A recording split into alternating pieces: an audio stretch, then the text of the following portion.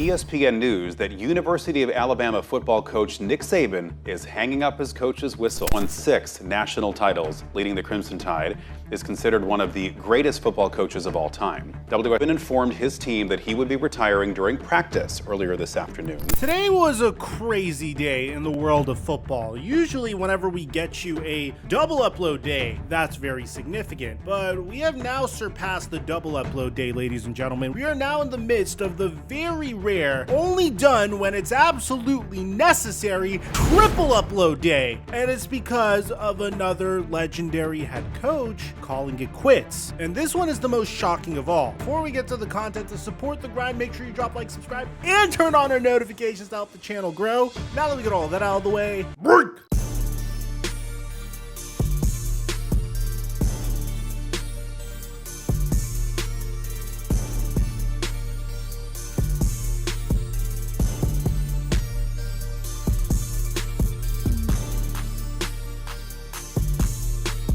About 3 weeks ago, I was desperately looking for tickets to one of my favorite artists. John Summit was performing at BMO Stadium, and I had no way to see him. Luckily for me, I had the Game Time app. I was able to open up the Game Time app and secure 3 tickets for me and my friends so we could go ahead and see John Summit, which is why I'm so proud to be sponsored by Game Time, because they're the only ticketing app that gives you complete peace of mind with your purchase. You can see the view from your seat before you buy, so you know exactly what to expect when you arrive. All-in prices show your total up front, so you know you're getting a great deal before you check out, and you can buy tickets in seconds with 2 taps. Not only that, but they're incredible at saving you money on tickets. They have deals on tickets right up to the start of the event, and even an hour after it starts. It's the place to find last-minute tickets. You can find exclusive flash deals and sponsored deals on tickets for football, basketball, baseball, concerts, comedy, theater, and more. So I really want to see Shane Gillis perform. He's coming to LA in May, and they even have tickets for me to see Shane Gillis, and they even show me what I could expect for the view if I decided to go with their cheapest tickets, which are $100 each.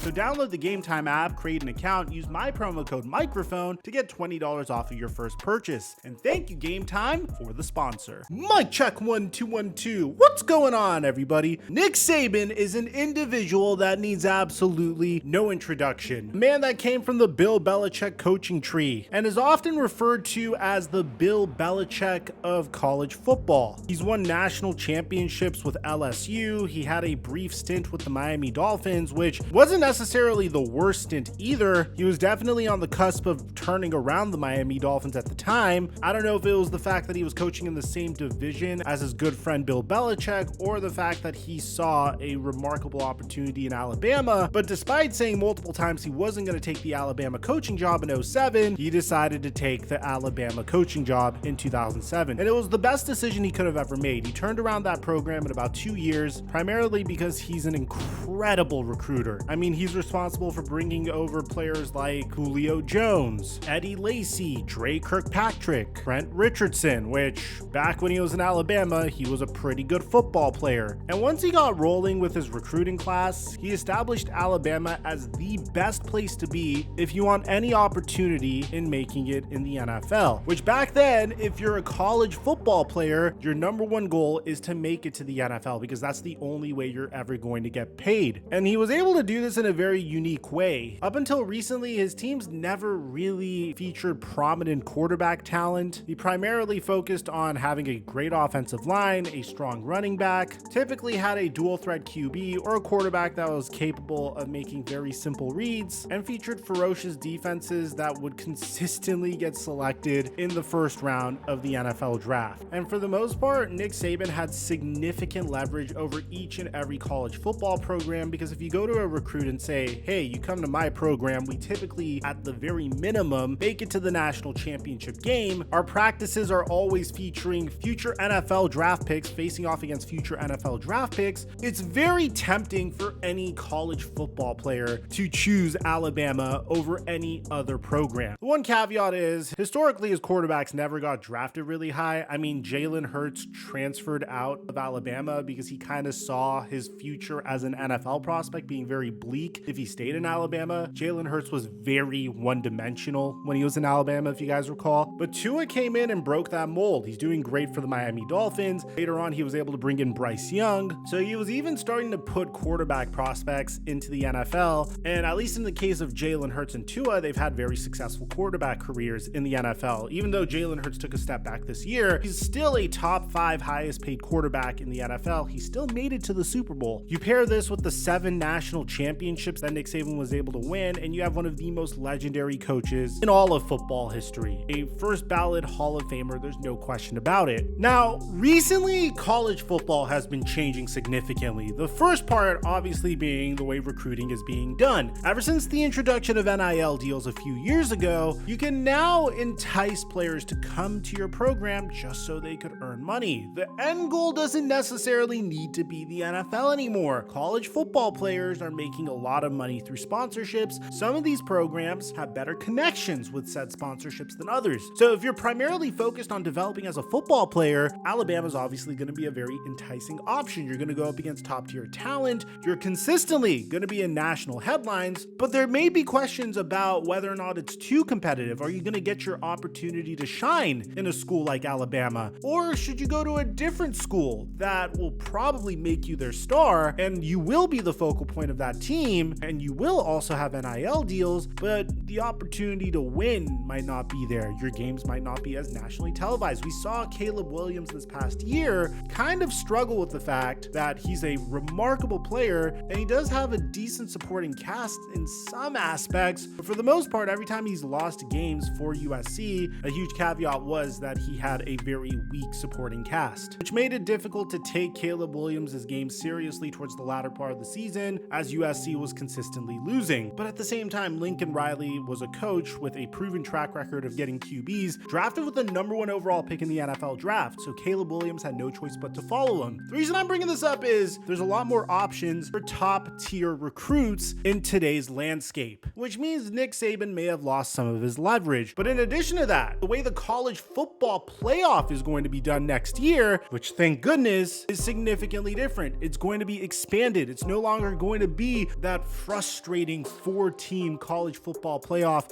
that consistently resulted in blowouts and uncompetitive games in the playoffs. This past year wasn't nearly as bad, but it wasn't as competitive as we were hoping for sure. So all of these are clearly significant changes, which brings us to the main purpose of this video. According to Chris Lowe, ESPN, Nick Saban is retiring. Sources tell ESPN he won 6 national titles at Alabama. One of the greatest runs in college football history is over. Nick Saban informed his team today that he's retiring. Sources tell ESPN he won 6 national championships at Alabama and 1 at LSU. And he just informed the team that he's retiring. Obviously, a huge bombshell of a report, something that we could never expect. What would his motivation behind this be? I honestly couldn't tell you, because Alabama was doing just fine despite the recent changes in NIL deals and recruiting. Nick Saban was adapting just fine. My only guess is he feels like he's achieved all that there is to achieve, and you have to bear in mind he's 72 years old now, which is a very similar age range as what Bill Belichick is and what Pete Carroll is, which, by the way, yes, there is a video on Pete Carroll being fired that we're releasing after this, or we may have already released before. 3 videos went up today, so it might not have hit your feed yet.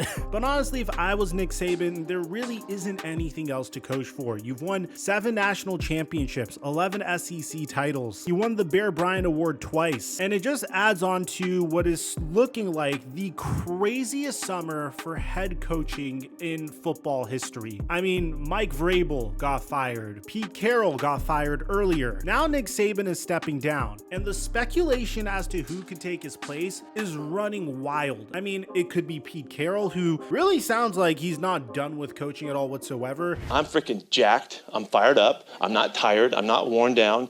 You guys tried your best. You didn't wear me out. It's the end of the season. I'm supposed to be, go lay on a cot somewhere. I ain't feeling like that. And, there's what's coming. I don't know. I got no idea. And I really don't care right now. But I do. I'm excited about it because there's a lot to learn. There's a lot to study. There's some great discoveries that are going to come our way. And as my all-time mentor. Bud Grant said, not in so many words, there's rivers to wade, there's waves to catch, and there's mountains to hike. And it wasn't exactly how Bud said it, but I get it, and that's some cool stuff that we're going to do here. And was extremely successful at USC, and personally I think he might be a little bit better at reaching student athletes as opposed to consistently coaching adults, but he seems to be more than capable of doing both. Apparently Alabama is very interested in Oregon's head coach Dan Mullen. I myself am going to just start pumping up a Urban Meyer to Alabama rumor because I think it would be absolutely hysterical if it would happen, even though I don't think it'll happen at all whatsoever. At the end of the day, a true legend in coaching has officially retired, and it seems like it's a dawn of a brand new day in both NFL football and college football. If you're an Alabama fan, how do you feel about this? Who do you think is the most likely to succeed Nick Saban? Because a lot of Nick Saban disciples are currently out there as well. Do you think they're going to be targeting a current head coach in the NFL? Do you think it's going to be a successful collegiate head coach? I like to hear what you have to say. Aside from that, we dropped 2 crazy videos already today, one being on Pete Carroll being fired, the other being the conclusion of the Pat McAfee, Aaron Rodgers, and Jimmy Kimmel saga. Both are awesome videos. I highly recommend you check them out. I'll leave it at the end screen, and aside from that, I'm your boy Mike, and I'm dropping our mic until our next upload.